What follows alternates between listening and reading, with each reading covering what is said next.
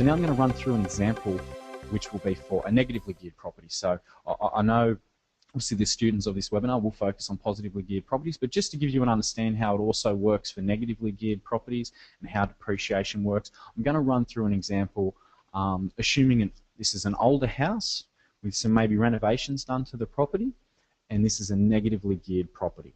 So what I want you to focus on is the income received is the $14,500, but the expenses are $24,000. So it's a negative or negatively geared property, meaning they're making a loss on this property of $9,500 a year.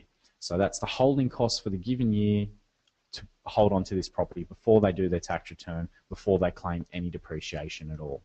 So as I said, this property, assuming a purchase price of $300,000 and rent of $280 per week, I'll go through this example showing depreciation, or an example without depreciation, also showing an example with depreciation claim. And you can quite clearly see, even on a negatively geared property, the investor will be far in front by claiming deductions against their investment property.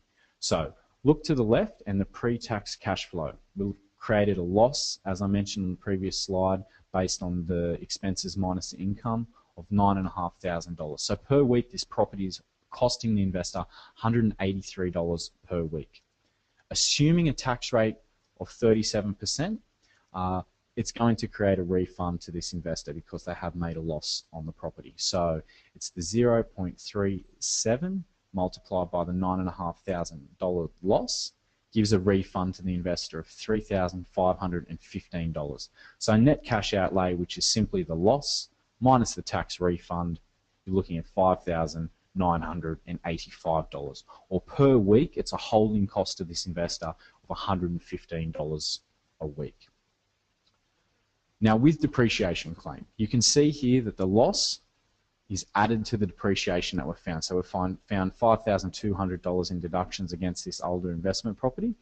Add that to the loss. So what depreciation does is it increases the total deduction for the property investor. So it's been increased to the $14,700.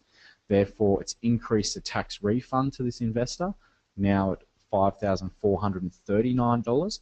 Once again, this is assuming the tax rate of 37%. But the tax refund has been increased, allowing for a net cash outlay now of $4,061. So per week, it's only costing investors $78 to hold on to the property. So the difference, $37 per week between a depreciation schedule and no depreciation schedule when looking at the figures over a given financial year.